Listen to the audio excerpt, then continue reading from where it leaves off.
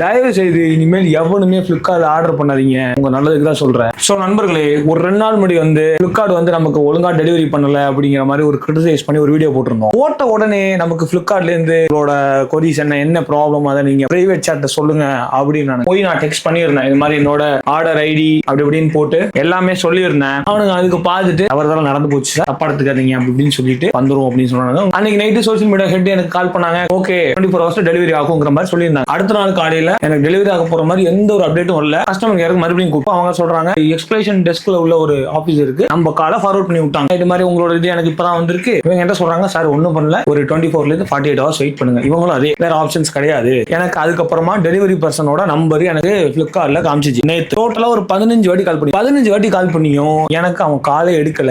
பிஸின்னு வருது. நேத்து எனக்கு டெலிவரி ஆக வேண்டியது டெலிவரி ஆகல. நைட் எனக்கு ஒரு 7-8 மணியை போல மறுபடியும் பிளிப்கார்ட் சோசியல் மீடியா ஹெட் டீம்ல இருந்து எனக்கு கால் பண்றாங்க. அப்டேட் வந்துச்சா, டெலிவரி பர்சன் கூப்பிட்டாரான்னாங்க. எனக்கு யாரும் மாதிரி கூப்பிடலங்க. அதுக்கு அவங்க, நான் டெலிவரி பர்சன் பேசிட்டேன், அந்த வேலை இருக்காரு, உங்களுக்கு நைட்டு 11 மணிக்குள்ள டெலிவரி ஆயிரும் அப்படின்னு. நைட்டு 11 மணிக்கு டெலிவரி ஆகல. இன்னைக்கு காலையில மறுபடியும் சோசியல் மீடியா ஹெட் கால் பண்ணி, உங்களுக்கு நேத்து டெலிவரி பர்சன் கால் பண்ணாராமே, ஏன் எடுக்கல அப்படின்னு என்கிட்ட கேக்குறாங்க. யாருங்க கால் பண்ணா? யாருமே எனக்கு கால் பண்ணல அப்படின்னு சொல்றேன். அப்போ டெலிவரி பர்சன் சைடு தான் இஷ்யூ, நான் அதை மட்டும் செக் பண்றேன்னு சொல்லிட்டு போய் பரத்தநாடு தான் என்னோட பக்கத்து அந்த ஹப்ல இருந்து எங்களுக்கு கால். பரத்தநாடு ஹப்ல இருந்து பேசுறாங்க, சார் நீங்க இது மாதிரி கிராக்ஸ் ஆர்டர் பண்ணிருந்தீங்க இல்லையா, அது நீங்க தான் இருக்கு, நம்ம கிட்ட நிறைய ஸ்டாக் இருக்கிறதுனால கொண்டு வர முடியல அப்படின்னு என்ன சொல்றான். ஏங்க 27ஆம் தேதி எனக்கு ஒரு அட்டெம்ப்ட் பண்ணிருக்கீங்க, ப்ராடக்ட் என் வீட்டை தாண்டி தான் போயிருக்கு, ஏன் டெலிவரி பண்ணலன்னு கேட்டேன். அப்படியா சார், ஆச்சு ஏதோ சம்திங் இஷ்யூ ஆயிருக்கும் அப்படின்னு சொல்லி உலட்டுறான். எப்ப பண்ணுவேன் சார், எனக்கு ஒரே ஒரு ஃபேவர் பண்ண முடியுமா அப்படின்னு கேக்குறான். உங்களோட ப்ராடக்ட் டெலிவரின்னு மார்க் பண்ணிக்கிறேன், மார்க் பண்ணிக்கிட்டு தனியா எடுத்து வச்சு உங்களுக்கு நாளைக்கு கொண்டாந்து தந்துறேன் சார் அப்படிங்கிற. தம்பி இந்த பேச்செல்லாம் நீ பேசாத தம்பி. ஒன்னு